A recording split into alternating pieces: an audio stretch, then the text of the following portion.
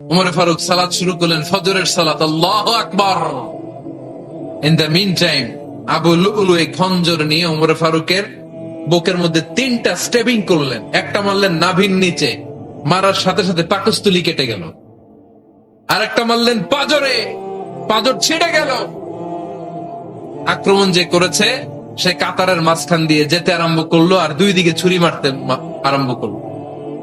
13 জন সাহাবীর গায়ে ছুরি মেরেছে, 7 জন সাহাবা স্পট ডেথ, জায়গায় মৃত্যু। আমাদের ভবিষ্যৎ প্রজন্ম এগুলো জানে না। ওরা সালমান খান দেখে বড় হয়, ওরা শাহরুখ খান দেখে বড় হয়, ওরা ঋত্বিক রোশনকে দেখে বড় হয়। ওরা মনে করে যে এরাই বড় সুপার হিরো। আমাদের যে কত বড় সুপার হিরো আছে এরা জানেই না। নতুন প্রজন্মের কর্ণকহরে সাইয়েদনা উমরে ফারুকের ইতিহাস পৌঁছে দেওয়ার দরকার আছে না নাই? উমরে ফারুক সাধারণ কোন ক্যারেক্টারিস্টিক্স নয়। ওনাকে আল্লাহ তাআলা নলেজও দিয়েছেন, আবার দিনদারিও দিয়েছেন। আমার দিনী ভাইয়েরা, খেয়াল রাখবেন, কোন আলেমের মধ্যে বা কোন নেতার মধ্যে যদি এই দুইটার সমন্বয় আপনি পান, যে তার জ্ঞানও আছে আবার দিনদারিও আছে, he belongs the knowledge and he belongs the তাকওয়া, সে গোটা বিশ্বকে জয় করে ফেলবে। ঠিক কিনা? যার মধ্যে জ্ঞান আছে, যার মধ্যে তাকওয়া আছে, তারে কেউ থামায় রাখতে পারে? ওমরে ফারুককে এই দুই নেয়ামত দিয়ে ধন্য করেছে কে? সহিহ বুখারীর বর্ণনা, বিশ্বনবী সাহাবীদের সামনে একটা স্বপ্নের কথা বলছেন। বিশ্বনবী বললেন, আমি স্বপ্নে দেখলাম আমার আঙ্গুলের ফাঁকা থেকে দুধ বের হচ্ছে। আমি তৃপ্তি সহকারে দুধ খেলাম। খাওয়ার পরে দেখলাম আঙ্গুলের মধ্যে একটু দুধ লেগে আছে। আমার আঙ্গুলে অতিরিক্ত লেগে থাকা দুধটা আমি ওমরে ফারুকের মুখের মধ্যে লাগিয়ে দিলাম। সাহাবারা বললেন, ইয়া রাসূলুল্লাহ, ইয়া হাবিবাল্লাহ, মাযা আওয়ালতা বিহি, এই স্বপ্নের আপনি কি ব্যাখ্যা করলেন? আমরা তো বুঝলাম না। বিশ্বনবী বললেন, আওয়ালতু বিহি আল ইলম, আমি এই দুধ দিয়ে জ্ঞানের ব্যাখ্যা করেছি, কারণ ওমরকে আল্লাহ যেই জ্ঞান দিয়েছে গোটা বিশ্বের কাউকে এত জ্ঞান দেয় না। এজন্য স্বপ্নে যদি কেউ দেখেন যে আপনি দুধ খাচ্ছেন, তার মানে আল্লাহ তাআলা আপনার জ্ঞান বাড়ায় দিবেন। ওমরে ফারুককে দুধ খেয়ে অতিরিক্ত দুধের অংশটা বিশ্বনবী আবু বকর রাদিয়াল্লাহু তাআলা আনহুর মুখে দেন নাই, সাইয়েদনা উসমানের মুখে দেন নাই, আলী রাদিয়াল্লাহু তাআলা আনহুর মুখে দেন নাই। স্বপ্নে ওই অতিরিক্ত লেগে থাকা দুধটা বিশ্বনবী ওমরে ফারুকের ঠোঁটের মধ্যে লাগিয়ে দিয়েছেন। এই হাদিস থেকে প্রমাণ হয় আল্লাহ তাআলা জ্ঞানের নেয়ামতে সাইয়েদনা ওমরে ফারুককে ধন্য করেছেন। আবার বুখারীর বর্ণনা, বিশ্বনবী সাল্লাল্লাহু আলাইহি ওয়াসাল্লাম আরেকটা স্বপ্নের বর্ণনা দিচ্ছেন। তিনি বললেন, তোমাদের সবাইকে স্বপ্নে আমার সামনে দাঁড় করানো হলো। আমি দেখলাম তোমাদের কারো জুব্বা নাভি পর্যন্ত, কারো জুব্বা হাঁটু পর্যন্ত, কারো জুব্বা টাকনু পর্যন্ত। ওমরে ফারুককে যখন স্বপ্নে আমার সামনে দাঁড় করিয়ে দেয়া হলো, আমি দেখলাম ওমরের জুব্বা এত লম্বা, ওমর টেনে হিচড়ে তার জুব্বা নিয়ে সামনে হেঁটে যাচ্ছে।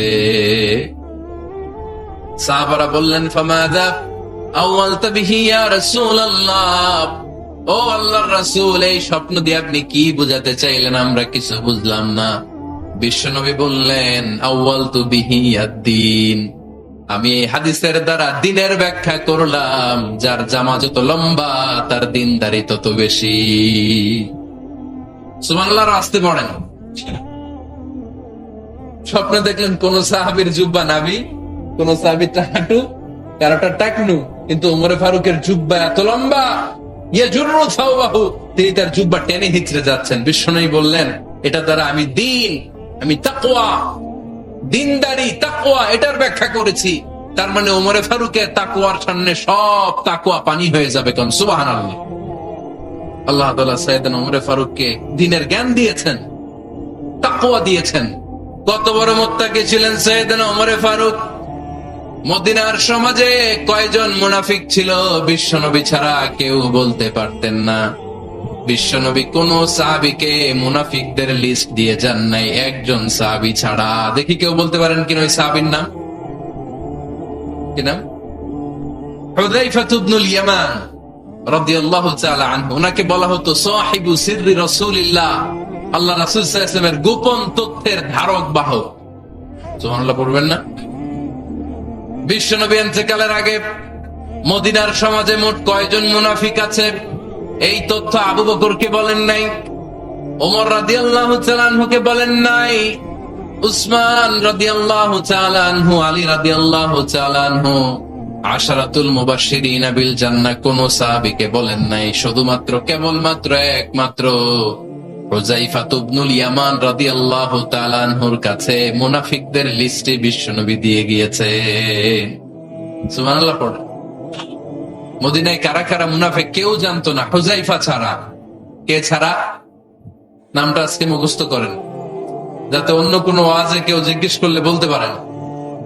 মুনাফিকদের লিস্ট যে সাহাবীর কাছে বিশ্বনবী দিয়ে গিয়েছিলেন, সাহাবীর নাম কি? নাম উনি জানতেন মুনাফিক কারা। দেখেন ওমরে ফারুকের তাকওয়ার লেভেলটা কত হাই।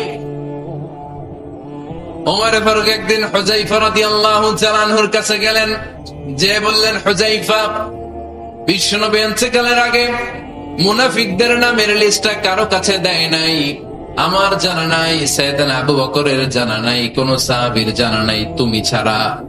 আমি তোমার কাছে জানতে চাই, আমি ওমরের নামটা ওই মুনাফিকদের খাতায় আছে কিনা আমার একটু বলো। আমার ওমরের নামটা ওই মুনাফিকদের লিস্টিতে একটু আছে কিনা, নামটা একটু বলো। যদি থাকে আমি ভালো হয়ে যাব। আমি নেফাকি দূর করে পাক্কা মুমিন হতে চাই। আমার নাম যদি মুনাফিকের লিস্টে থাকে আমি তো শেষ। হুযায়ফা চোখের পানি ছেড়ে দিয়ে বলে, আমিরুল মুমিনিন, কেমন প্রশ্ন করলেন আপনি? আপনি বিশ্বনবীর শ্বশুর। এই উম্মতে আপনার পজিশন 3 নাম্বার। আপনারে মুনাফিকরা ভয় পায়, শয়তান আপনারে ভয় পায়। আপনি জান্নাতে সব বয়স্ক লোকদেরকে নিয়ে জান্নাতের মধ্যে আগে আগে ঢুকবেন, কেমন করে মুনাফিকদের কাতারে আপনার নাম থাকতে পারে ওমর? সুবহানাল্লাহ পড়েন। কি বিনয়ী, কি তাকওয়া। হুযায়ফাকে যে ধরতেন, হুযায়ফা একটু বলো না আমার নামটা মুনাফিকদের লিস্টিতে আছে কিনা। ওমরে ফারুকের যদি এই টেনশন থাকে যে আমি মুনাফিক হয়ে গেলাম কিনা, আমাদের এই টেনশন থাকার দরকার আছে না নাই? হ্যাঁ, যেন সব সময় আল্লাহর কাছে দোয়া করতে হবে, আল্লাহ তুমি নেফাকি থেকে আমাদেরকে বাঁচাও। আরো জোরে পড়েন আমিন। ওমরে ফারুক রাদিয়াল্লাহু তাআলা আনহু আমাদের সুপার হিরো। উনি কত বড় সুপার হিরো শুনেন। উনি জুমার খুতবা দিচ্ছেন। কি দিচ্ছেন? মসজিদে নববীতে। খুতবার মাঝখানে হঠাৎ বললেন, ইয়া সারিয়াতাল জাবাল, ইয়া সারিয়াত ইবনে জানিমিল জাবাল। এই কথা বলেই আবার খুতবা দিতে শুরু করলেন। ওনার এই ইয়া সারিয়াত ইবনে জানিমিল জাবালের সাথে আগের কথারও কোনো মিল নাই, পরের কথারও কোনো মিল নাই। জুমার নামাজের পর মুসল্লি সাহাবারা ধরলেন, বললেন, ইয়া আমিরাল মুমিনিন। খুতবার মাঝখানে হঠাৎ করে ইয়া সারিয়াত ইবনে জানিমিল জাবাল বলে আপনি চিৎকার করলেন কেন? আপনার এই বাক্যের সাথে আপনার খুতবার আগের বাক্যের কোনো মিল নাই, আপনার খুতবার পরের বাক্যেরও কোনো মিল নাই। এই কথা আপনি কারে বললেন, কারে উদ্দেশ্য করে বললেন? এই কথার তাৎপর্য কি আমাদেরকে বুঝিয়ে বলেন। ওমরে ফারুক বললেন, আমি যখন খুতবা দিচ্ছি আমি দেখতে পেলাম ওই যে কয়েক মাস আগে আমি আমার মুসলিম সেনাবাহিনী পারস্যে আক্রমণের জন্য পাঠিয়েছি, বর্তমান ইরান। ইরানের ওই বিশাল এলাকাতে পারস্যে আমি আমার ব্যাটালিয়ন পাঠিয়েছি। আমি হঠাৎ করে দেখতে পেলাম আমার মুসলিম বাহিনীর সেনাপতি যুদ্ধের এক পর্যায়ে তার ডানে আছে উপত্যকা, বায়ে আছে পাহাড়। সে পাহাড়ি রাস্তা ছেড়ে দিয়ে উপত্যকার দিকে যেতে শুরু করেছে। আমি দেখতে পেলাম আমার মুসলিম বাহিনী যদি উপত্যকার দিকে ছুটে বেড়ায়, কাফির মুশরিকরা আমার মুসলিম বাহিনীকে কচুকাটা করে ফেলবে। তাই আমি এখান থেকে তাদেরকে কমান্ড দিয়ে বলেছি, ইয়া সারিয়াতাল জাবাল, উপত্যকার দিকে নয় পাহাড়ের দিকে যাও, তাহলেই তোমাদের বিজয় নিশ্চিত হয়ে যাবে। উপত্যকার দিকে যেও না, ইলাল জাবাল, ইলা সারিয়াতিল জাবাল, পাহাড়ের দিকে ছোট। সাহাবার অবাক। ঘটনা কি? উনি বসে আছেন মদিনায় মসজিদে নববীর মিম্বারে দাঁড়িয়ে। উনি যদি ইয়া সারিয়াতাল জাবাল বলে, এটা কি ইরানে যাবে নাকি? ও মিয়া, তখনকার সময়ে বর্তমানের মতো মোবাইল ছিল নাকি, ইন্টারনেট ছিল নাকি, কিছু ছিল? খালি মুখে আমি যদি বলি ইয়া সারিয়াতাল জাবাল, এটা ইরানে যাবে, ইন্ডিয়ায় যাবে, ঢাকায় কি যাবে, ফরিদপুর শহরেই তো বুঝবে না, ঠিক কিনা? কিন্তু এটা আমিরুল মুমিনিন বিশ্বাসী সাহাবারা বিশ্বাস করে নিল। কিছু মুনাফিক ছিল, এরা কয় না ঝামেলাস, এটা তো সম্ভব না। এক কাজ করি, এই সেনাপতি যখন বিজয়ী বেশে মদিনায় ফিরে আসবে আর আমরা ধরব। এরা দিন গুনতে লাগলো, এই সেনাপতি মুসলিম বাহিনী নিয়ে পারস্য জয় করে কবে ফিরে আসবে। এই মুনাফিকের দলগুলো কখনো সেনাবাহিনীকে অভ্যর্থনা জানাতে যেত না, কিন্তু এইবার সবার আগে মদিনার উপকণ্ঠে যে সেনাপতিদেরকে অভ্যর্থনা জানানোর জন্য ফুল নিয়ে রেডি, ফুল নিয়ে দাঁড়ায় আছে। সেনাপতি ঢুকার সাথে সাথে ধরছে, এই সেনাপতি কোত্থেকে আসছো? কয় পারস্য জয় করে আসছি। কয় এমন এমন দিন, জুমার দিন দুপুর বেলা যুদ্ধের মাঝখানে আমিরুল মুমিনিনের কণ্ঠের কোন কথাবার্তা শুনছো নাকি? সেনাপতি অবাক, কয় তোমরা জানলা কেমনে? শুনছি তো। সুবহানাল্লাহ পড়বেন না? আমরা যুদ্ধে একটা ভয়ঙ্কর অবস্থার মধ্যে ছিলাম, পেছন থেকে শত্রুরা আমাদেরকে আক্রমণ করতে শুরু করে দিল। ডানে যাব না বায়ে যাব, সামনে যাব নাকি পেছনে যাব, রাস্তা খুঁজে পাচ্ছি না। ডান দিকে ছিল আমাদের উপত্যকার রাস্তা, বাঁ দিকে ছিল পাহাড়ি পথ। আমরা সোজা পথ হবে মনে করে উপত্যকার দিকে ছুটতে আরম্ভ করলাম। হঠাৎ করে আমিরুল মুমিনিনের কণ্ঠ বজ্র কণ্ঠে আমার কানের মধ্যে ভেসে আসলো। আমার মনে হলো আমিরুল মুমিনিন কেমন যেন আমাকে কমান্ড দিচ্ছেন আর বলছেন, ইয়া সারিয়াতাল জাবাল, ডান দিকে উপত্যকার পথে নয়, তাড়াতাড়ি পাহাড়ের দিকে সৈন্যবাহিনী নিয়ে উঠে যা। পাহাড়ের দিকে ডানেরা, this is wrong track and this is the right track. ওই দিন যদি ওমরে ফারুকের ওই গাইডলাইন, আমিরুল মুমিনিনের কমান্ড যদি আমি না শুনতাম, আজকে বিজয়ের বেশে ফিরতেও পারতাম না, আমাদের চেহারাও তোমরা দেখতে পেত না। ওমরে ফারুকের ওই কমান্ড, ওই গাইডলাইন অদৃশ্য থেকে শোনার কারণে এই পারস্যের মধ্যে আমাদেরকে সেই যুদ্ধে বিজয় দান করেছে কে? দিস ইজ ওমরে ফারুক, দিস ইজ ওমরে ফারুক। বিশ্বনবী বলতেন, ওমর মা লাকিয়াকা শাইতানু সালিকান ফাজ্জান ইল্লা সালাকা ফাজ্জান গায়রা ফাজ্জিক। ওমর, শয়তান ইবলিস যদি তোমার কোনো রাস্তা দিয়ে হাঁটতে দেখে, শয়তান ওই রাস্তা রেখে দিয়ে অন্য রাস্তা দিয়ে হাঁটে। This is our superhero সাইয়েদনা ওমর ফারুক রাদিয়াল্লাহু তাআলা। শুধু শয়তানই ভয় পেত না, মুনাফিকরাও ভয় পেত, জমের মতো ভয়। শুধু তাই না, আমাদের আম্মাজান বিশ্বনবী সাল্লাল্লাহু আলাইহি ওয়াসাল্লামের স্ত্রীরাও ওমর ফারুককে ভয় পেতেন। সুবহানাল্লাহ কইবেন না? মাঝে মাঝে বিশ্বনবী সাল্লাল্লাহু আলাইহি ওয়াসাল্লামের সাথে আম্মাজান আয়েশার ঝগড়া হতো, হতো না? আপনাদের ফ্যামিলিতে ঝগড়া হয়? হয় না? হয় না? কার কার দেখি? ওরে আল্লাহ, অনেক আল্লাহর ওলি আছে তো জায়গায়, ঝগড়া হয় না? কি কথা কয়, ঝগড়া হয় না বলে? বিশ্বনবীর ফ্যামিলিতে ঝগড়া হয়, আপনার ফ্যামিলিতে হয় না? মিষ্টি ঝগড়া। আর ও বিয়াই করে নাই,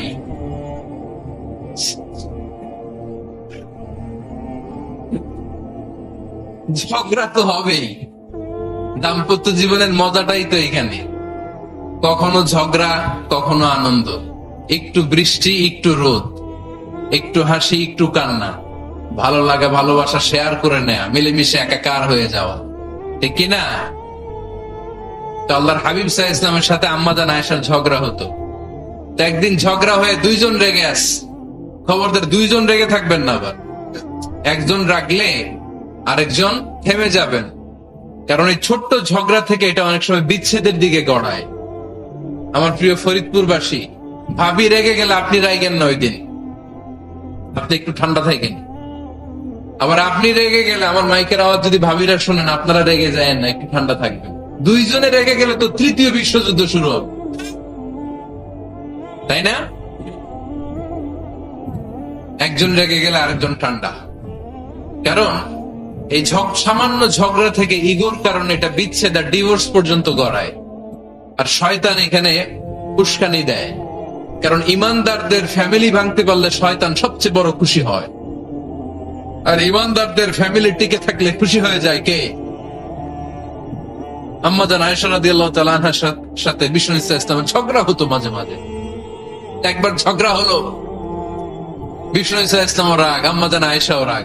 তো বিষ্ণু বললেন, আয়েশা, ঝগড়া করে আর কতক্ষণ থাকবো, আসো মিটমাট করি।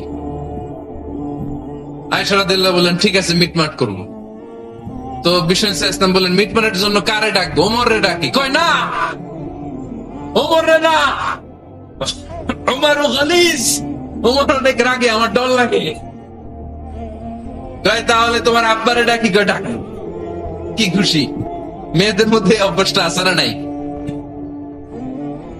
তাহলে তোমার আব্বারে ডাকি। ডাকেন। ডেকে নিয়ে আসা হলো।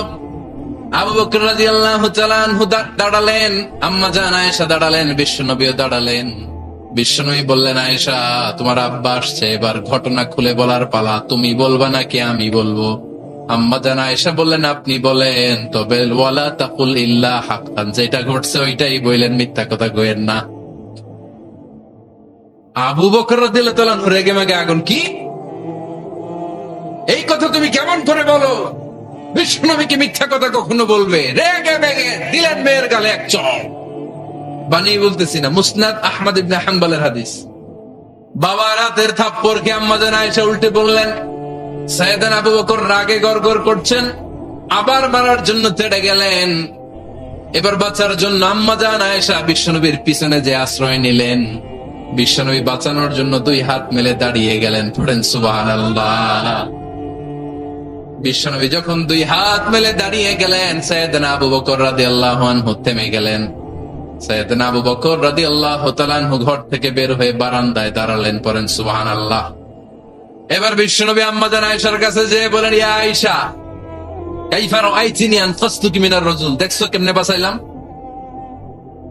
আমি না থাকলে ভর্তা বানাই ফেলতো আজকে। আমি বাঁচাইছি তোমারে, আমি, আমার লগে ঝগড়া করো তুমি। লজ্জায় পড়ে আম্মা জান আয়েশা খিলখিল করে হেসে দিলেন, বিশ্বনবীও হেসে দিলেন। দুইজনের হাসির মধুর আওয়াজ শুনে সাইয়েদনা আবু বকর বাইরে থেকে অবাক, কিরে এতক্ষণ না ঝড় তুফান, এখন দেখি হাসি। সালাম দিয়ে অনুমতি নিয়ে ভিতরে ঢুকলেন। ঢুকে দেখেন আম্মা জান আয়েশাও হাসে, বিশ্বনবীও হাসে। এ হাসি দেখে আবু বকর রাদিয়াল্লাহু আনহু হেসে দিলেন। আরশের উপর থেকে খুশি হয়ে গেলেন কে? এবার সাইয়েদনা আবু বকর রাদিয়াল্লাহু তাআলা আনহু বললেন, ইয়া রাসূলুল্লাহ, আশরিকানি ফি সিলমিকুমা কামা আশরাকতুমানি ফি হারবিকুমা। ও নবী, যুদ্ধ লাগলে, দুইজন যুদ্ধ লাগলে মীমাংসার জন্য যেমনি আমারে ডাকেন, এরকম হাসি আর আনন্দের মুহূর্তেও আমারে একটু ডাইকেন। আশরিকানি ফি সিলমিকুমা কামা আশরাকতুমানি ফি হারবিকুমা।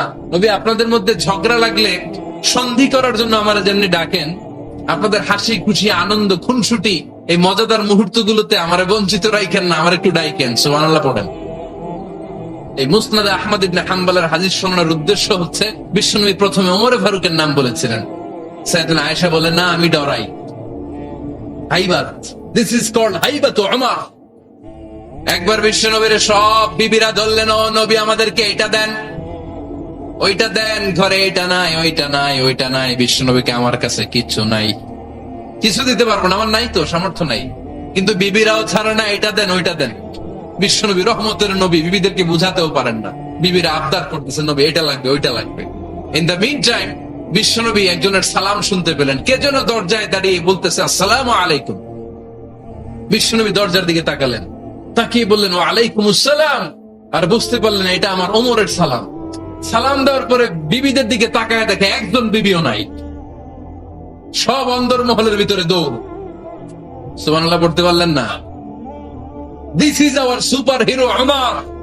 এরকম ওমর একটা লাগবে। চিল্লায় বলেন, কয়টা? একটা ওমর গোটা বিশ্বকে সোজা করে দিবে। একটা ওমর সবল আর দুর্বলের সব পার্থক্য দূর করে দিবে। মাজলুমের উপর জালিমের অত্যাচারের অবসান ঘটায় দিবে। গোটা বিশ্বটাকে সাম্য, মৈত্রী, ভালোবাসার ইনসাফ দিয়ে পরিপূর্ণ করে দিবে। সেই উমরের অপেক্ষায় আমরা। নিজের ছেলেকে 80টা বেত মেরেছেন। কয়টা? 80টা বেত মেরেছে। এই ব্যাপারে অনেকগুলো বর্ণনা পাওয়া যায়। সবচেয়ে সহিহ বর্ণনা হচ্ছে মুয়াত্তা ইমাম মালিকের বর্ণনা। ওমর ফারুক রাদিয়াল্লাহু তাআলা আনহুর ছেলে আব্দুর রহমান মারুফুন বিআবি শাহমা ছিলেন মিশরে। ওখানে নাবিজ খেয়েছিলেন। নাবিজ হচ্ছে আরব দেশের লোকেরা দুধের মধ্যে শক্ত খুরমা রাত্রেবেলা ঢেলে দিত। ঢেলে দিলে সারা রাত ওই খুরমার রসটা দুধের সাথে মিশে দুধটা লাল হয়ে যেত। এটারে সকালবেলা খেত, খুব সুস্বাদু। এটাকে বলে নাবিজ। কিন্তু এটা রাতে ভিজাইলে সকালেই খাইতে হয়, রেখে দিলে আবার একটু সমস্যা হয়। এটা অনেকটা তারির মতো হয়ে যায়, মাতলামি চলে আসে। তো ওমরে ফারুকের ছেলে নাবিজ খেয়েছেন, মদ খাননি, নাবিজ। কিন্তু নাবিজ খাওয়াতে সাকরান চলে এসেছে। সাকরান চলে আসাতে এটা যখন প্রমাণিত হয়েছে, আমর ইবনে আস রাদিয়াল্লাহু তাআলা আনহু নাকি 80 বেত মেরেছেন মিশরে। কয় বেত? নিয়ম হচ্ছে সবার সামনে, কিন্তু সবার সামনে না মেরে একটু গোপনে মেরেছে। এই তথ্য যখন ওমরে ফারুকের কাছে এসেছে, উনি বললেন না, মারতে হবে সবার সামনে, আলাদা মারলা কেন? ও মদিনায় ফিরে আসলে আমি আবার 80টা মারব। মদিনায় ফিরে আসার পরে সাইয়েদনা ওমরে ফারুক ওই আগের 80টারে আর ধরেন নাই, নিজ হাতে আবার 80টা বেত মেরেছেন। এই বেত মারার 1 মাস পরে এই আবু শাহমা ইন্তেকাল করেছে। অনেক ঐতিহাসিক বলে এই বেতের আঘাতে মরেছে, কেউ কেউ বলেছে নিজের রোগের কারণে মরেছে। কিন্তু দিস ইজ দ্য ইনসাফ সিস্টেম অফ ওমর। নিজের ছেলে বলে ছেড়ে দেয় নাই। এখন নিজের ছেলে হইলে 7 খুন মাফ, নেতার ছেলে হইলে 10 খুন মাফ, এলাকার মোড়লের ছেলে হইলে 10 খুন মাফ। নো পার্সিয়ালিটি ইন ইসলাম। ইসলামে পার্সিয়ালিটি নাই। আপনি নেতার ছেলে হন, আপনি বিজনেস ম্যাগনেটের ছেলে হন, আপনি যেই হন না কেন, ইসলামের দৃষ্টিতে সবাই সমান। চিল্লায় বলেন ঠিক কিনা? বনু মখজুমিয়া গোত্রের এক নারী চুরিতে ধরা পড়ল। সাহাবারা বললেন, নবী, মদিনার সবচেয়ে ভেরি প্রেস্টিজিয়াস এন্ড ডিগনিফাইড ফ্যামিলির মেয়ে, আপনি হাত কাইটেন না, কারণ ইসলামের নিয়ম চুরি করলে কি কেটে দাও? বিষ্ণু বললেন, বলো, হাত না কাটার জন্য তোমরা আমাকে রেকমেন্ড করছো? এটা আল্লাহর আইন। পৃথিবীর কেউ রেকমেন্ড করলো শোনার ক্ষমতা আমার নাই, কারণ আইনটা দিয়েছে কে? লাউ কানাত ফাতিমাতু বিনতি মুহাম্মাদিন সারাকাত লাকাতা মুহাম্মাদুন ইয়াদাহা। আরে বনু মাকসুমিয়া মেয়ে তো দূরের কথা, আমার কলিজার টুকরা ফাতেমাও যদি আজ চুরিতে ধরা পড়তো, তার হাত কেটে দিতে আমি 1 মিনিটও দেরি করতাম না। দিস ইজ ইসলাম। এই হচ্ছে ওমরে ফারুকের মানাকিব। এরকম ওমরে ফারুক কয়টা লাগবে? আওয়াজ করে বলতে হবে, কয়টা লাগবে? 1টা লাগবে। এই সাইয়েদনা ওমরে ফারুক মদিনার প্রথম চিফ জাস্টিস ছিলেন। সর্বপ্রথম ওনার পরামর্শ সাইয়েদনা আবু বকর রাদিয়াল্লাহু তাআলা আনহু কোরআনকে সংকলন করেছেন। আমরা এই যে কোরআন পড়ি 30 পারা, আল্লাহর হাবিব সাল্লাল্লাহু আলাইহি ওয়াসাল্লামের সময় কি এরকম কোরআন ছিল নাকি? ছিল না। খেজুর পাতার মধ্যে, গাছের বাকলের মধ্যে, ওটের বড় হাড্ডির মধ্যে আর পাথরের মধ্যে খোদাই করা কোরআন ছিল। সাইয়েদনা আবু বকরের সময়ে রাদিয়াল্লাহু তাআলা আনহুর সময় যুদ্ধ হলো। 70 জন হাফেজ সাহাবী ইন্তেকাল করলেন। সাইয়েদনা আবু বকর রাদিয়াল্লাহু তাআলা আনহুকে ডেকে ওমরে ফারুক বললেন, ও আবু বকর, এইভাবে হাফেজে কোরআন সাহাবীরা যদি দুনিয়া থেকে বিদায় হয়ে যায়, আল্লাহর কোরআনও তো বিদায় হয়ে যাবে। আমার পরামর্শ হলো আপনি সব বয়োজ্যেষ্ঠ সাহাবীদেরকে একসাথে করে কোরআনের সব কাগজগুলোকে একসাথে করে একটা নির্ধারিত কপির মধ্যে কোরআনকে সংকলন করে ফেলেন। সাইয়েদনা আবু বকর বললেন, যেটা আমার নবী করে না, এটা আমি কেমনে করি? কিন্তু ওমরে ফারুক নাছোড়বান্দা বলে না, এটা করলে কোনো খারাপ হবে না, ভালোই হবে। মুসলিম উম্মার জন্য এক জায়গায় কোরআন সন্নিবেশিত থাকবে, আপনি করেন। সাইয়েদনা আবু বকর রাজি হয় না, ওমরে ফারুকও ছাড়ে না। ওমরে ফারুক বলতে বলতে বলতে বলতে এমন ভাবে সাইয়েদনা আবু বকর রাদিয়াল্লাহু তাআলা আনহুকে ধরলেন, সব শেষে সাইয়েদনা আবু বকর ওমরে ফারুকের কথায় কোরআন সংকলনে রাজি হয়ে গেলেন। পড়েন সুবহানাল্লাহ। উনি বললেন, ওমর যখন আমাকে বারবার বুঝাতে লাগলো, আল্লাহ তাআলা আমার হৃদয়টা ওমরের কথা শোনার জন্য খুলে দিলেন। আল্লাহ তাআলা কেমন যেন আমাকে ইলহাম করলেন, আবু বকর করো, এই কাজের মধ্য দিয়ে আমি আমার কোরআনকে গোটা বিশ্বে জীবিত রেখে দেব। This is Omar. এই যে আমরা হিজরি সনের যে আমরা গণনা করি, এই হিজরি সনের প্রবর্তক হচ্ছে সাইয়েদনা ওমর ফারুক। সুবহানাল্লাহ নাই? সাইয়েদনা ওমর ফারুক এই হিজরি সনের গণনা শুরু করেছে। সাহাবারা বলল, আমিরুল মুমিনিন, খ্রিস্টানদের ঈসাই সন আছে, আমাদের মুসলমানদের কোনো সন নাই। আমাদের একটা সন থাকলে আমাদের জিজিয়া নিতে, আমাদের জাকাতের টাকা উত্তোলন করতে অনেক সুবিধা হবে। ওমর ফারুক বললেন, তাহলে কোন সালকে হিজরি, কোন সালকে মুসলিম সাল হিসেবে আমরা ঘোষণা দিতে পারি? একজন বলল, আমার নবী যেই সালে জন্মগ্রহণ করেছেন ওই সালে। ওমর ফারুক বললেন, না, আমার নবীর জন্ম আমাদের জন্য খুশির দিন, কিন্তু এটা আমাদের জন্য প্রেরণা নয়। প্রেরণা নবীর কাজে, ঠিক কিনা? আরো কিছু সাহাবারা বললো, তাহলে যেই সালে আমার নবী ইন্তেকাল করেছে ওইটারে প্রথম সাল ধরেন। ওমর ফারুক বললেন, না, যেদিন তিনি ইন্তেকাল করেছেন এটা আমাদের দুঃখের দিন, এটা আমাদের প্রেরণা নয়। আমাদের প্রেরণা হচ্ছে বিশ্বনবীর ত্যাগ, তিতিক্ষা আর কাজের মধ্য দিয়ে। জোরে কোন ঠিক কিনা? ওমর ফারুক বললেন, যেদিন বিশ্বনবী ইসলাম রক্ষায় নিজের মাতৃভূমি ছেড়ে মক্কা থেকে মদিনায় গিয়েছেন, ওই দিনটাকে হিজরি প্রথম দিন ধরে আমরা হিজরি সাল গণনা করে শুরু করে দিব। ওইটাই হচ্ছে হিজরি সন। সেখান থেকে হিজরি সনের প্রবর্তন করেছেন সাইয়েদনা ওমর ফারুক রাদিয়াল্লাহু তাআলা আনহু। এই যে স্টেট গভর্নমেন্ট, এই যে প্রিজন, জেলখানা, ক্যান্টনমেন্ট, সচিবালয়, গণভবন, বঙ্গভবন, মুক্তিযোদ্ধাদের ভাতা, রাষ্ট্রীয় ভাতা, এই সব নিয়ম কানুন সাইয়েদনা ওমর ফারুক তার রাষ্ট্রীয় আমলে তিনি নিজে করেছেন। চিল্লায় পড়েন আল্লাহু আকবার। মুসলমানদের আলাদা কারেন্সি, নিজস্ব মুদ্রা ব্যবস্থা নিজে চালু করেছেন।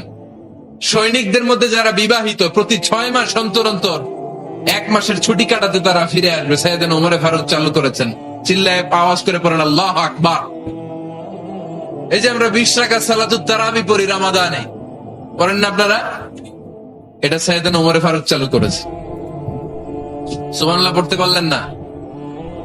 কোরআনে মোট 22টা আয়াত আছে যেখানে সাহাবারা ইনডিসিশনে ভুগছিলেন। বিশ্বনবীর মত একটা, ওমর ফারুকের মত আর একটা। এই 22 জায়গায় আল্লাহ তাআলা বিশ্বনবীর মতের পক্ষে আয়াত নাজিল না করে ওমর ফারুকের মতের পক্ষে কোরআনের আয়াত নাজিল করেছেন।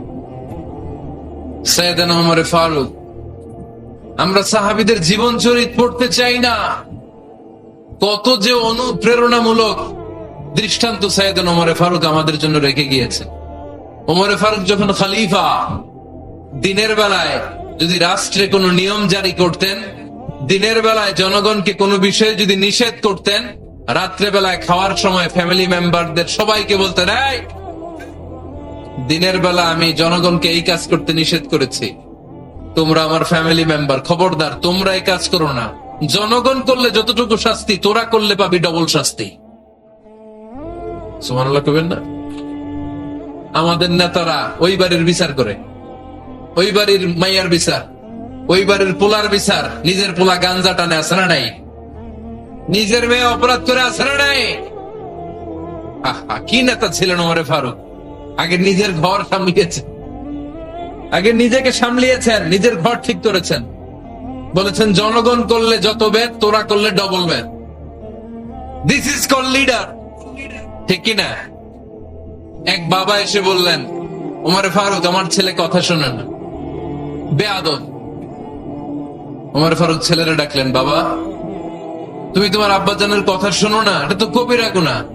ছেলে বলে, ওমর ফারুক সব দায় দায়িত্ব আল্লাহ ছেলে মেয়েদেরকে দিয়েছে, বাবা মাকে কোনো দায়িত্ব দেয় নাই। ওমর ফারুক বললেন, অবশ্যই দায়িত্ব দিয়েছে। তাহলে বলেন আমার বাবার দায়িত্ব কি? উনি বললেন, প্রাইমারিলি প্রথমত 3 দায়িত্ব।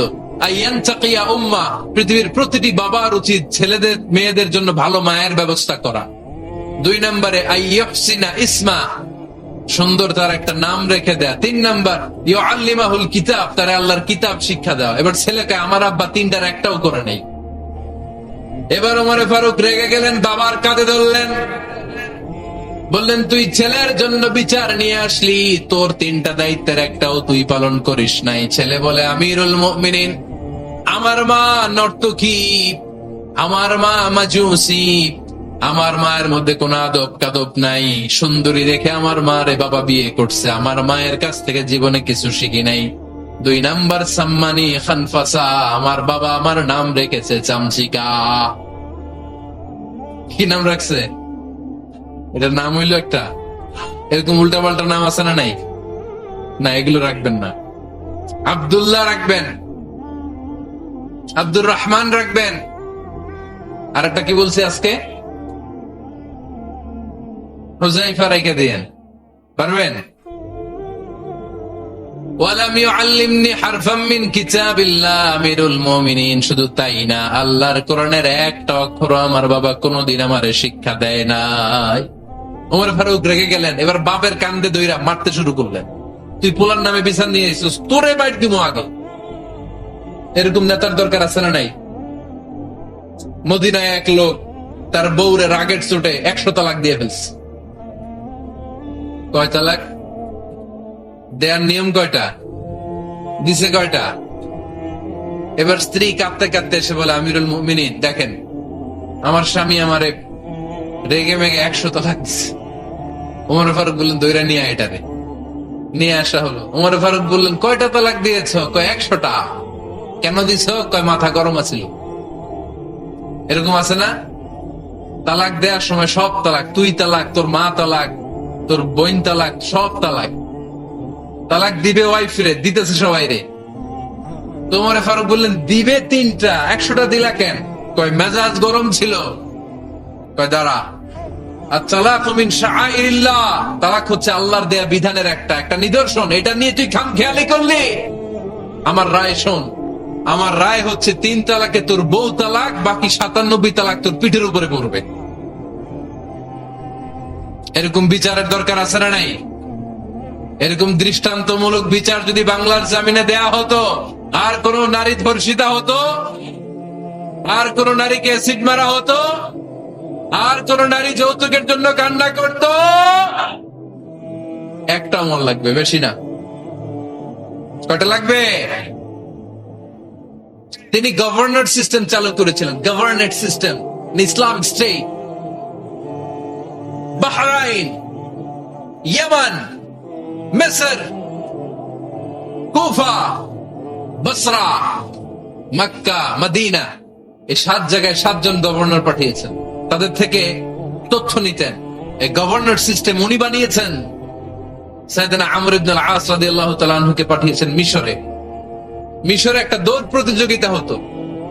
ওই দৌড় প্রতিযোগিতায় আমর ইবনে আল-আস রাদিয়াল্লাহু তাআলা আনহুর ছেলে অংশগ্রহণ করেছে, কিন্তু এক মিশরি ওই দৌড় প্রতিযোগিতায় চ্যাম্পিয়ন হয়ে গেছে। রানার্স আপ হয়েছে আমর ইবনে আল-আসের ছেলে।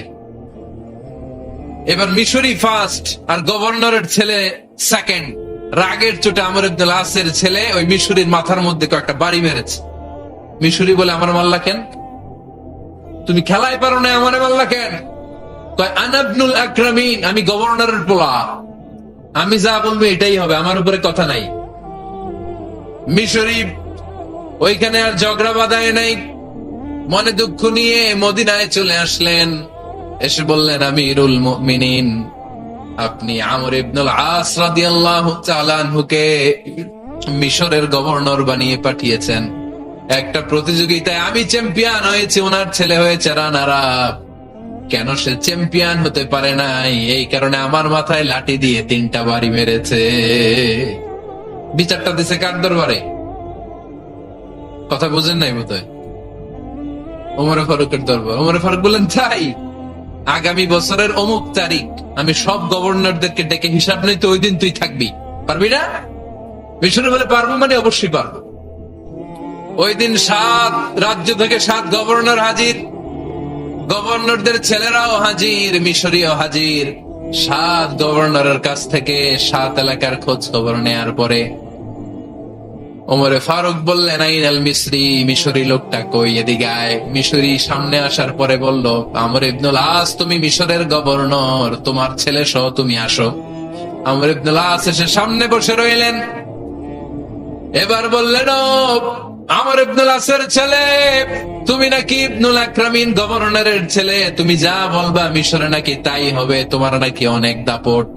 নিজে একটা লাঠি এনে মিশরের হাতে দিয়ে বলল, এবার তোর মাথায় যতটা মারছে তুই ততটা গুনে গুনে মার, আমি দেখবো আমর ইবনুল আস দেখবে, আমর ইবনুল আসের ছেলেরে তুই এখানে মার।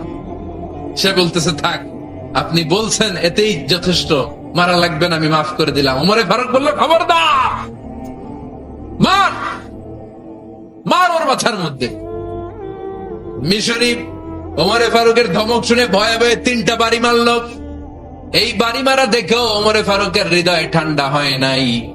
লজ্জায় আমর ইবনুল আস, বয়স হয়ে গিয়েছে সাহাবা, মাথা তখন টাক, মাথায় চুল নাই, লজ্জায় মাথাটা হেট হয়ে মাথাটা নিচু করে রেখেছে। এবার রাগের চোটে ওমরে ফারুক বললেন, এবার আমর ইবনুল আসের টাক মাথার মধ্যে একটা মার, মার। কেন ছেলেকে শিক্ষা দিতে পারে নাই? ইয়া আমর ইবনুল আস, মাতা জাআলতুমুন নাস আবিদা, তোমরা কখন মিশরীদেরকে নিজেদের দাস বানায় নিলা? ওয়াকাদ ওয়ালাদাতুহুম উম্মুহুম আহরারা, আর ওদের মায়েরা তো ওদেরকে স্বাধীন সন্তান হিসেবে প্রসব করেছে। মানুষদের উপর ক্ষমতাগিরি করার জন্য গভর্নর পাঠাই নাই। খবরদার, জনগণ তাদেরকে দেখভাল করার জন্য তোমাদেরকে পাঠানো হয়েছে, তাদের উপর কোন অত্যাচার করার জন্য নয়। চিল্লায় বলেন ঠিক কিনা? এরকম নেতা কয়টা লাগবে? কয়টা? ওই নেতার নাম কি? ওমর। হ্যাঁ, হুয়া ইয়াতি ওমর। 22 জায়গায় বিশ্বনবী কয় একটা, ওমরে ফারুক বলে আরেকটা। আল্লাহ বলে বিশ্বনবী আপনার পক্ষে আমি আয়াত নাজিল করতে পারলাম না, আমি ওমরের পক্ষে নাজিল করে দিলাম। বিশ্বনবী বলতেন ইন্না লিকুল্লি উম্মাতিন মুহাদ্দাস, সব উম্মতের মধ্যে, সব নবীদের উম্মতের মধ্য থেকে একজন করে আল্লাহ তাকে মুহাদ্দিস বানাতো। মুহাদ্দিস না, মুহাদ্দাস। মুহাদ্দাস মানে এমন লোক যিনি যা ভাবতো ওই ভাবনাটাই আল্লাহ আয়াত হিসেবে নাজিল করে দিতেন। বিশ্বনবী বলেন আমার উম্মতের মধ্যে মুহাদ্দাস হচ্ছে সাইয়েদনা ওমর। মদিনার সবচেয়ে বড় মুনাফিকের নাম আব্দুল্লাহ ইবনে উবাই ইবনে সালুল, সব মুনাফিকদের সরদার। কিন্তু এই মুনাফিকের ছেলেটা হলো পাক্কা ইমানদার। এই ছেলের নাম হলো আব্দুল্লাহ। আওয়াজ করে বলেন ছেলের নাম কি? আব্দুল্লাহ ইবনে উবাই ইবনে সালুল। মুনাফিক সরদার যখন ইন্তেকাল করলো, সাইয়েদনা আব্দুল্লাহ রাদিয়াল্লাহু তাআলা আনহু বিশ্বনবীর কাছে এসে চোখের পানি ছেড়ে ডেকে বলে, নবী আপনিও জানেন আমিও জানি, মদিনার সবাই জানে আমার আব্বা মুনাফিকদের সরদার, কিন্তু আমার মন তো মানে না, আমার তো পিতা, আমার তো বাবা লাগে, আমার তো মন মানে না। আপনিও জানেন মুনাফিক, আমিও জানি মুনাফিক। নবী আপনার দরবারে কিছু আমি চাই না, আপনার গায়ের একটা জামা দেন, আপনার জামাটা পরিয়ে আমার বাবারে দাফন দিব। এর উসিলায় যদি আমার আব্বারে আল্লাহ মাফ করে দেয়, দয়ার নবী মায়ের নবী জামা খুলে দিয়ে দিলেন। পড়েন সুবহানাল্লাহ। আব্দুল্লাহ রাদিয়াল্লাহু তাআলা আবার আবদার চললেন, নবী জানি আমার বাবা মুনাফিক, কিন্তু আমার তো বাবা, আপনার দরবারে ফরিয়াদ, আপনি নিজে যে আমার বাবার জানাজার নামাজের ইমামতি করবেন। দয়ার নবী মায়ার নবী জানাজার নামাজে যেতে চাইলেন। ওমরে ফারুক বললেন, নবী না, খবরদার আপনি উবাই ইবনে সালুলের জানাজায় যাবেন না। বিশ্বনবী জোর করে যেতে চাইলেন। সাইয়েদনা ওমরে ফারুক বিশ্বনবীর জামা পেছন থেকে টেনে ধরলেন। আল্লাহু আকবার। টেনে ধরলেন, যাবেন না আপনি। ওমর ফারুকের হাত থেকে হ্যাচকা টান মেরে জুব্বা টান দিয়ে বিশ্বনবী জানাজায় চলে গেলেন। রব্বুল আলামিন আয়াত নাজিল করলেন, ইস্তাগফির লাহুম আও লা তাস্তাগফির লাহুম ওয়া ইন তাস্তাগফির লাহুম ৭০ মাররাতান ফালান ইয়াগফিরাল্লাহু লাহুম। নবী গো, একবার নয়, দুইবার নয়, ৭০ বারও যদি এই মুনাফিকের জন্য আপনি ক্ষমা চান, তার জন্য ক্ষমা নাই, তার জন্য আছে জাহান্নাম। ওয়ালা তাকুম, আপনি যাবেন না আলা কবরি, কখনো তাদের জানাজায় যাবেন না। এই যে একটা ভুল করে ফেলছেন, এটা এবারই শেষ, এরপরে আর যাবেন না। সাইয়েদনা ওমর ফারুকের পক্ষে আল্লাহ তাআলা কোরআনের আয়াত নাযিল করে দিলেন। চিল্লায় পড়েন আল্লাহু আকবার। এইভাবে 22টা জায়গায় ওমর ফারুক যা বলেছে, এটা নিয়ে একটা আলাদা আলোচনা হইতে হবে, আলাদা একটা আলোচনা লাগবে যে 22টা আয়াতে আল্লাহ তাআলা বিশ্বনবীর পক্ষে কোরআনের আয়াত নাযিল না করে সাইয়েদনা ওমর ফারুকের পক্ষে আয়াত নাযিল করেছেন। চিল্লায় পড়েন সুবহানাল্লাহ। ওই ওমর ফারুককে আমাদের মডেল বানানোর দরকার আছে না নাই? ওই ওমর ফারুকের জীবনী আমাদের ছেলে মেয়েদেরকে পড়ানোর দরকার আছে না নাই? আমাদের ভবিষ্যৎ প্রজন্ম এগুলো জানে না, ওরা সালমান খান দেখে বড় হয়, ওরা শাহরুখ খান দেখে বড় হয়, ওরা ঋত্বিক রোশনকে দেখে বড় হয়। ওরা মনে করে যে এরাই বড় সুপার হিরো। আমাদের যে কত বড় সুপার হিরো আছে এরা জানেই না। নতুন প্রজন্মের কর্ণকহরে সৈয়দনা ওমরে ফারুকের ইতিহাস পৌঁছে দেওয়ার দরকার আছে না নাই? ওমরে ফারুকের ইন্তেকালের ঘটনাটা বলেই আমরা মোনাজাতের দিকে যাব। শুনবেন? শুনতে চান? উনি স্বপ্নে দেখলেন একটা লাল মোরগ ওনাকে 3টা ঠোকর মেরেছে। কয়টা? উনি জুমার নামাজে, জিলহজ মাসের শেষ সপ্তাহে জুমার নামাজে বললেন যে একটা লাল মোরগ 3টা ঠোকর মেরেছে। মুগীরা ইবনে শুবা রাদিয়াল্লাহু তাআলা আনহুর দাস আবু লুলু আল মাজুসি, এই লোকটা খঞ্জর বানাতে পারত। মুগীরা রাদিয়াল্লাহু তাআলা আনহুর দাস। মুগীরা প্রতিদিন 4 দিরহাম করে চার্জ করত, যেহেতু দাস। সে এসে বিচার দিল, আমিরুল মুমিনিন, মুগীরা আমার থেকে বেশি টাকা চায়, জুলুম করে। ওমরে ফারুক বললেন, তাই? তুমি কি কাজ জানো? বলে, আমি খঞ্জর বানাতে জানি। বাড়ি কই? পারস্য। আরে তুমি খঞ্জর বানাতে জানলে তো 4 দিরহাম অনেক কম। সে তো আরো বেশি টাকা নেওয়া দরকার ছিল তোমার থেকে। আবু লুলুর এই কথা পছন্দ হয় নাই। সে কয়, ওমর, তুমি সবারে দয়া দেখাও আর আমার ক্ষেত্রে কঠিন নিয়ম বানাইলা, দাঁড়াও, এই নিয়ম তোমার আমি দেখাবো। এই রাগে সে বাড়িতে যে একটা খঞ্জর বানালো। কি বানালো? খঞ্জর চিনেন? ছোট্ট ছুরি। কিছুদিন আগে ওমানের সুলতান কাবুস ইন্তেকাল করেছে, জানেন আপনারা? ওনার এই কোমরের মধ্যে খঞ্জর থাকতো, ছবিতে দেখছেন? আরব শাহেক যারা সুলতান, আমির, কোমরে কি থাকে? ছোরা থাকে, খঞ্জর। সে বাসায় যে একটা খঞ্জর বানালো, যেই খঞ্জরের 2 মাথা, লাহু রাসান ওয়া মাকবাদাতুহু ফি ওয়াসাতি, আর ধরার হ্যান্ডেলটা মাঝখানে, এদিকেও ছুরি এদিকেও ছুরি, যাতে এইভাবে মারা যায়। সে ধার দিতে লাগলো আর বলল, ওমর দাঁড়াও, তোমার আমি দেখাবো। ওমরে ফারুক মসজিদে নববীর ইমাম, ফজরের নামাজের সময় এ আবু লুলু আল মাজুসি বুরনুস পরে, চাদর পরে, লুকিয়ে লুকিয়ে, সে অগ্নি উপাসক, মুমিন নয়। ওমরে ফারুককে অ্যাটাক করার জন্য গেলেন মসজিদে নববীতে। ওয়াকানু ইসাল্লুনা বিগালাস, তখন ওনারা অন্ধকারে নামাজ পড়তো। নামাজের সময় যখন হলো, লুকিয়ে লুকিয়ে প্রথম কাতারে ওমরে ফারুকের পিছনে মুয়াজ্জিনের পাশেই দাঁড়ালো, হাতে খঞ্জর। ইকামত হলো, ওমরে ফারুক সালাত শুরু করলেন, ফজরের সালাত। আল্লাহু আকবার। নামাজ শুরু করলেন, সূরা ফাতিহা বললেন। আরেকটা সূরা যখন পড়তে যাবেন, in the mean time Abu Lulu এই খঞ্জর নিয়ে ওমরে ফারুকের বুকের মধ্যে 3টা স্টেপিং করলেন। একটা মারলেন নাভির নিচে, মারার সাথে সাথে পাকস্থলী কেটে গেল। আরেকটা মারলেন পাজরে, পাজর ছিঁড়ে গেল।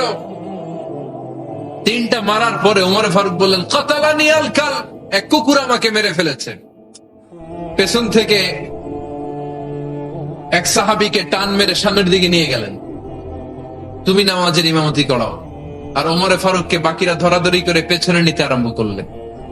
আর এই আত্মাই আক্রমণ যে করেছে, সে কাতারের মাঝখান দিয়ে যেতে আরম্ভ করলো আর 2 দিকে ছুরি মারতে আরম্ভ করলো।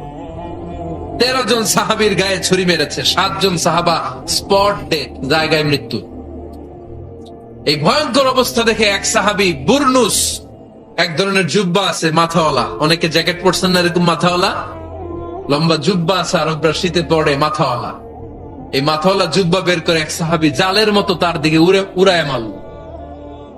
ওই বুরনুসের মধ্যে পেঁচিয়ে আবু লুলু মাটিতে পড়ে গেল আর সুইসাইড করে ফেললো, নিজের বুকে নিজে মেরে আত্মহত্যা।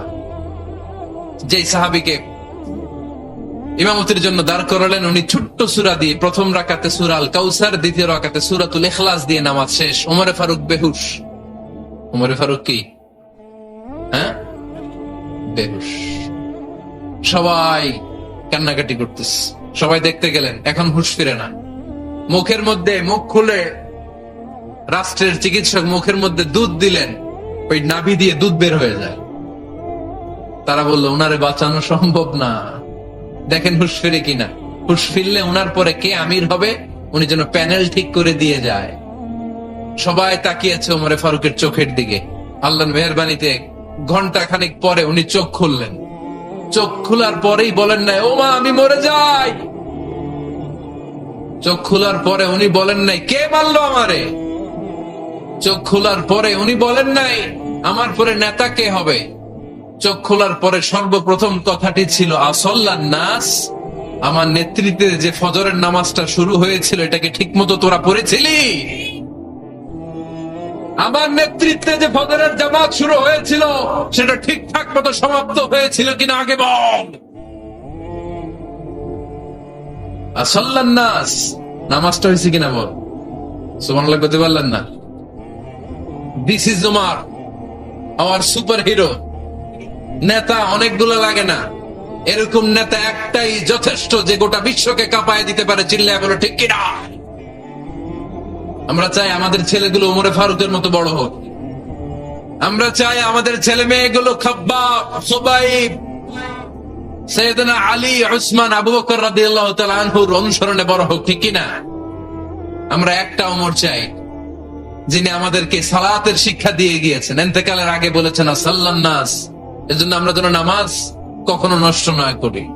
আল্লাহর জমিনে দ্বীন বাস্তবায়ন আসাদুহুম ফি আমরিল্লাহি উমর। ওমর রাদিয়াল্লাহু তাআলা আনহুর মতো এত কঠোর কেউ ছিলেন না। তাই দ্বীন বাস্তবায়নে আমরা যেন কাউরে ছাড় না দেই। সবার আগে আল্লাহর দ্বীন, সবার আগে আল্লাহর কোরআন, সবার আগে আমার ইসলাম, ঠিক কিনা। চাইলেই কেউ এদেশ থেকে ইসলামরে মিটাই দিতে পারবে না। যে দেশে আল্লাহু আকবার ধ্বনির সাথে সাথে সূর্য উঠে যায়, আল্লাহু আকবার ধ্বনির সাথে সাথে সূর্য ডুবে যায়, সে দেশে আর কিছু থাকবে না থাক আমার ইসলাম থাকবেই, আর কিছু থাকবে না থাক আমার কোরআন থাকবেই। সে ইসলামের সাথে থাকতে রাজি আছেন তো? কোরআনের সাথে থাকতে রাজি আছেন তো?